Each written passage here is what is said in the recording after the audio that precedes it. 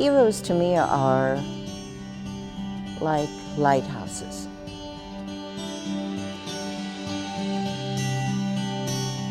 And, you know, we all have storms, but we need to have something that's up there so at least we can go towards. To me, George Washington was a hero, is a hero, even a role model, because, you know, he was able to weather the proverbial storms.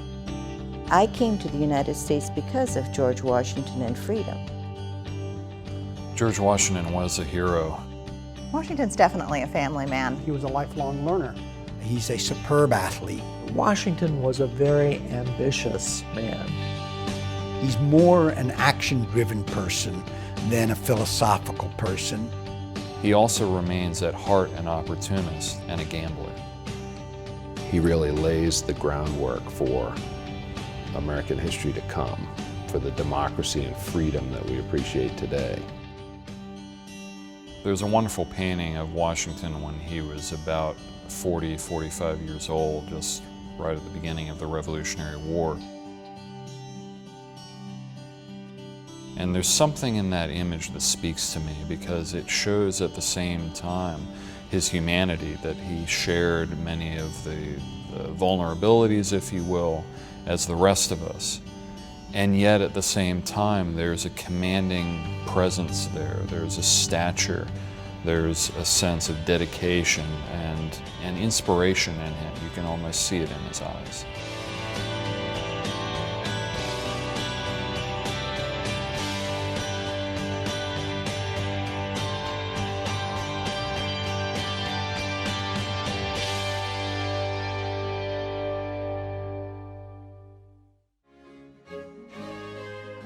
Today, we kind of lump these 6 or 7 great, brilliant, terrific men into a group and call them the Founding Fathers.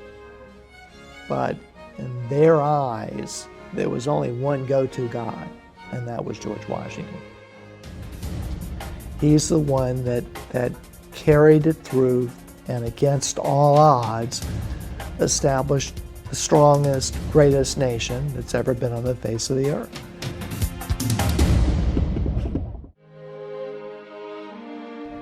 Here's a man who was willing to risk everything that he held most dear for a cause that he believed in. And yet he felt that he had been placed in this situation by Providence, that he had a duty that was laid out for him and a goal that he must try to the best of his ability to fulfill, no matter what the consequences may be. And that example of dedication, I think should be an inspiration for us all. He, looked to create, to improve. He was doing all sorts of things, not for his own personal gain, although that was always part of it, but because he had this larger vision and he wanted to develop these models for the country to follow. Well, I think Robert Frost once said that Washington was one of the few leaders that was never carried away by power. And I think that's putting your finger right on what made Washington special. I think his greatest gift to America was really the ability to turn over power just when it's reached its highest degree. I don't know of anyone else during his time who could have done that quite as George Washington did. He was setting himself apart as somebody who was breaking with the past, who was doing something that was entirely new and entirely unprecedented. Because really the glory of America and tangentially the glory of Washington in history rest on whether this experiment in freedom can work or not. Washington gave us a priceless opportunity. What we do with it is up to us.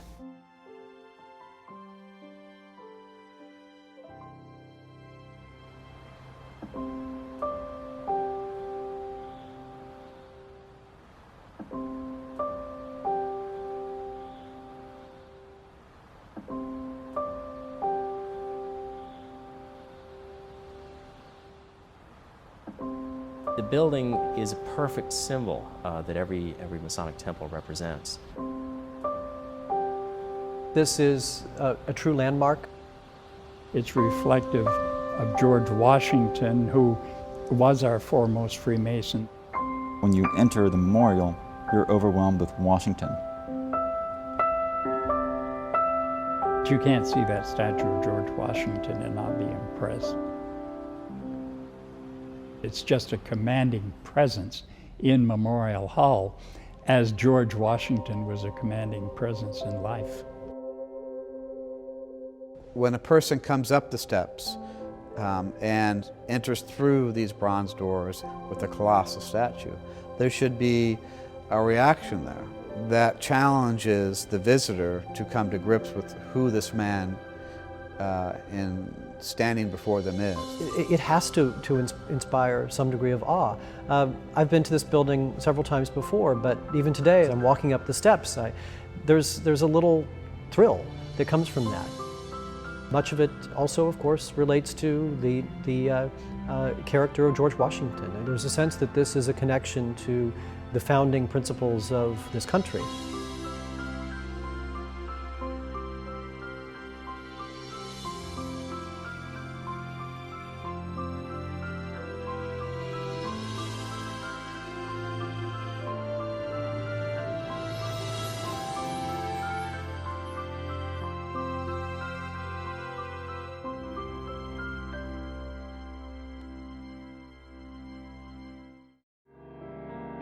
Freemasons are builders, and what better example of building than a new building, which shows the strength and the endurance of the country.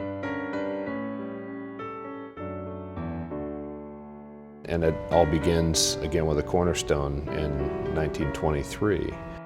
Masons around the country, throughout the world, the temple, the memorial, becomes a real centerpiece of what they value in their beliefs and their feelings about Washington.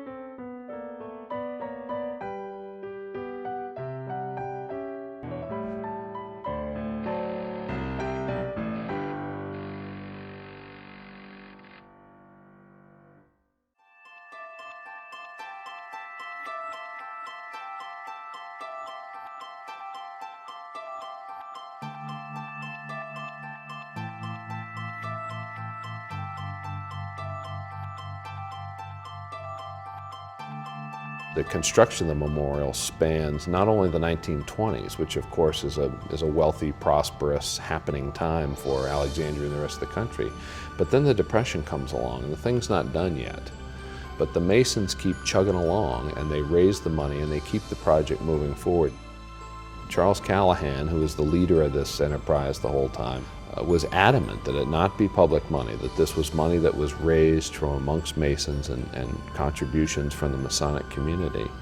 And they kept it going despite the Depression until it was dedicated in 1932 in really the depths of the Depression.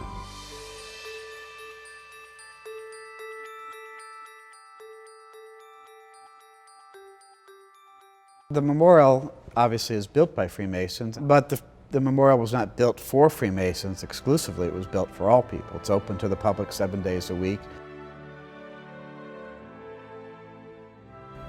Every day when the public visits the memorial, we offer tours which give them a deeper understanding of George Washington, the man, and the Mason. What you experience so uniquely is the deep interconnection between Washington and Freemasonry, and you experience the ways in which Freemasonry has been part of American society from the beginning.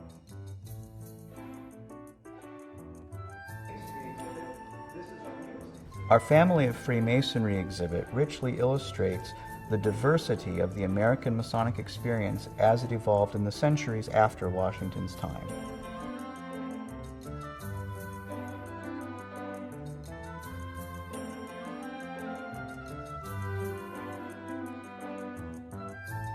Like the Lincoln Memorial across the river, the Memorial Hall here in the Masonic Memorial is a contemplative space. It's a place that encourages the visitor to come face to face with Washington.